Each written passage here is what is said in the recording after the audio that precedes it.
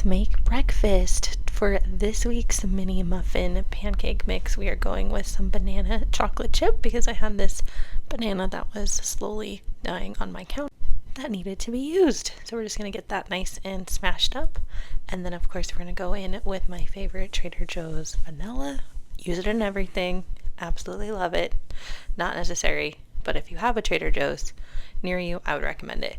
Now I'm going in with a cup of that pancake mix, and then I'm going to go in with water. Just, I believe it's like about a half cup. It's usually like 2 parts pancake mix to 1 part water.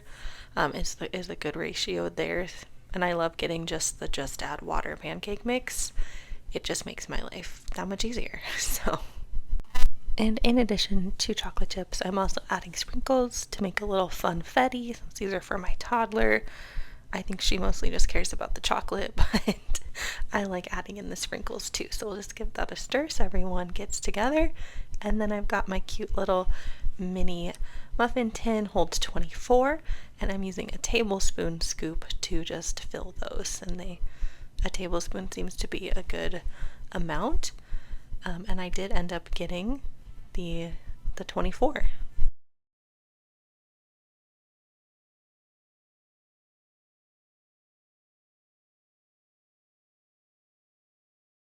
While those go in the oven, I'm going to make another batch of the pancake mix, but these ones are to make pancakes for the stove.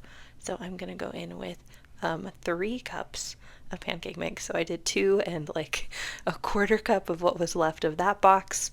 Then I opened up a new box and finished filling for that 3rd cup. And then, of course, the vanilla, like we already talked about, and water. And then some chocolate chips. These are dark chocolate chips because those are the ones that myself and my husband prefer. I'm a little more of a semi-sweet girly, but I'm cool with the dark chocolate when it's in something like a pancake. And we're going to add a little bit more chocolate chips because sometimes I never know what's the right amount to add as I'm stirring up the batter. And then to a nice hot flat griddle surface, I'm just pouring in, I got like a half cup scooper. It's not a full half cup for the pancakes, that's not how much it is, but that is just like the scooper that I use. I would love to get like one of those big griddle pans so I can go over like 2 burners, even though we just have an electric stove, so our back burner is significantly smaller than our front burner. So for now, I just do 2 pancakes at a time and listen to some good music, jam out, and it's fine. I usually snack on a pancake too while I'm doing this, so it all works out.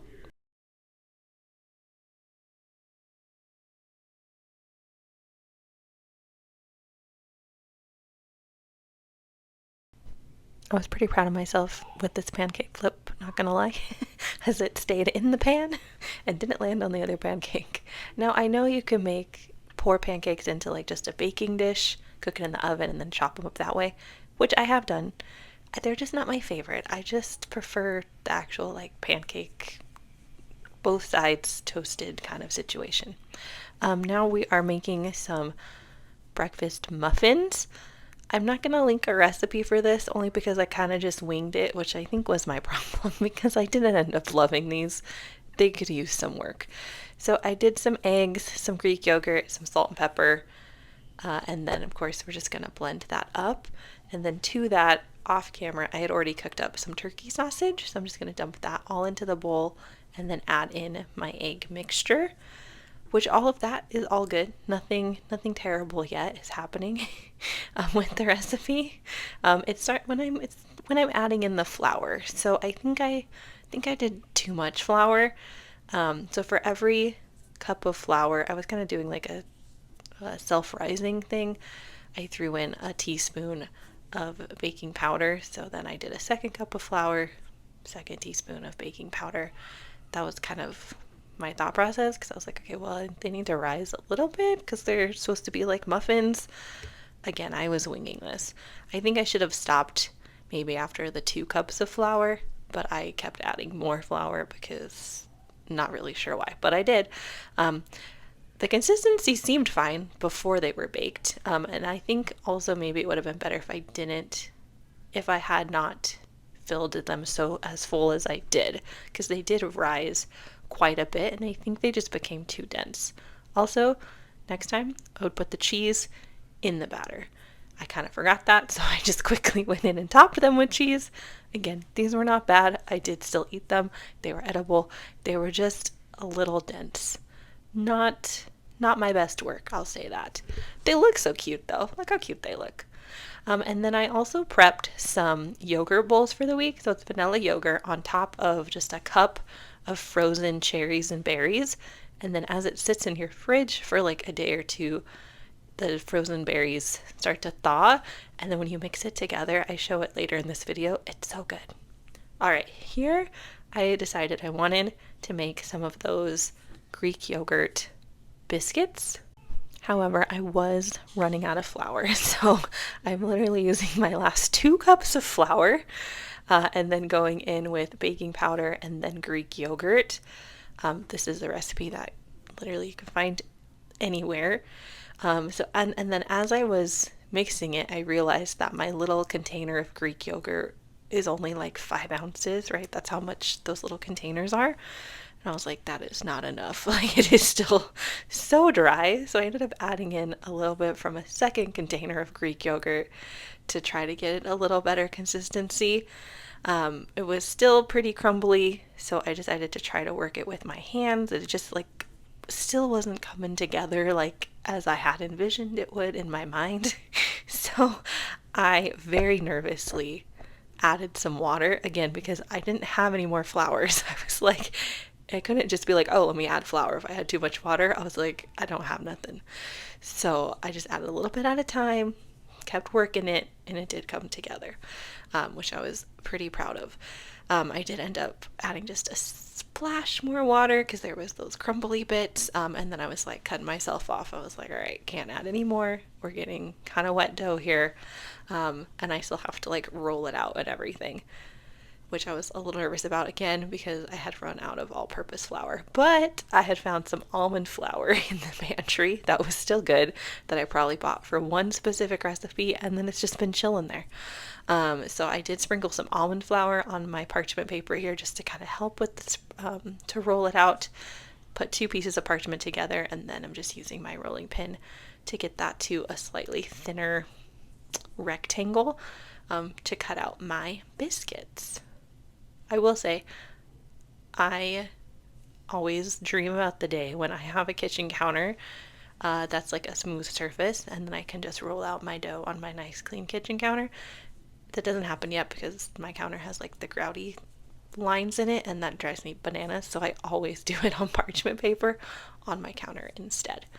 I started by just using a glass, but then after I cut it, I was like, that's bigger than I wanted. So I found this little mini cookie cutter, came with like a set of 5, got it at Walmart for a couple bucks.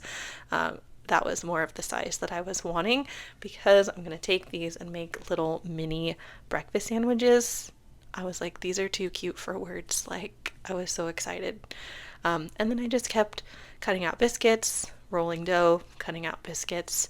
I will say working with dough is probably one of my favorite like things to do when it comes to baking. Like, it smells good. This is obviously not the same as a yeast, so it doesn't quite have the same smell, but it still smells pretty good. And then it's just fun, I think, to work with dough. So I rolled up and rolling pinned out my remaining dough and just cut out some more of those biscuits. I was trying to just get as many as I possibly could out of there. So this one I got 5 from my little square, and then I just was like, I could get a little bit more. So instead of using the rolling pin, I just pressed this one out with my palms because I was like, it's really not that much dough. So I just pressed that out and then cut out just a couple more.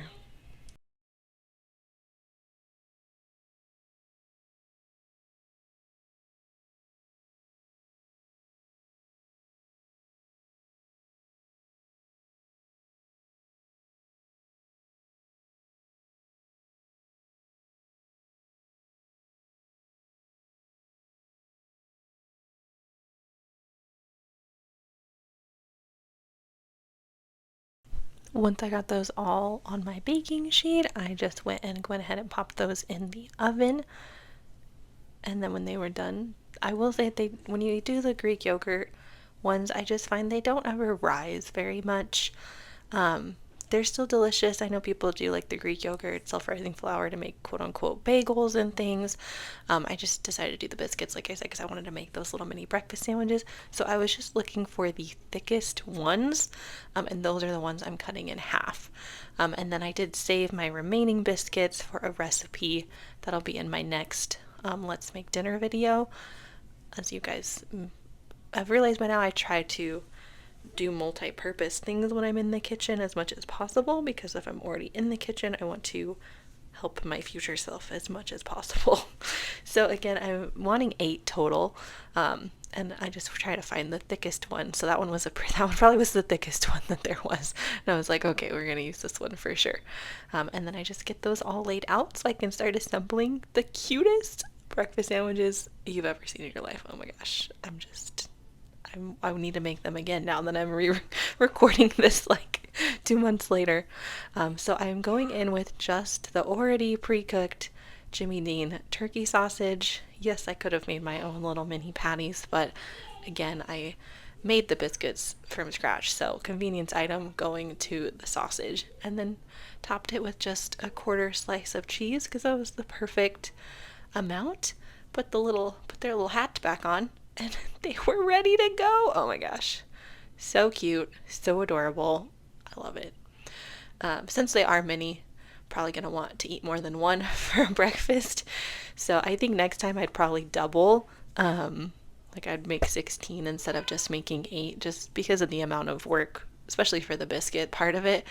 I think I'd rather do 16, just so I get the most out of my time. And as you can see, I did eat one in the course of filming because there's only 7 going into that bag to pop in to the freezer. And then we're just throwing in these last biscuits for a future dinner recipe. And then our last step now is I'm taking the pancakes that we had cooked earlier, popping them onto the same sheet that I had cooked the biscuits on, but now it's cool.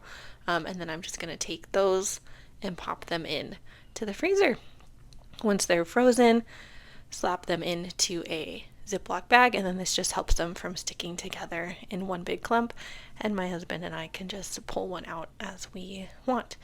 Mostly these are eaten by my husband. That's why I didn't make as many, because I made kind of the breakfast muffins and sandwiches for myself that week.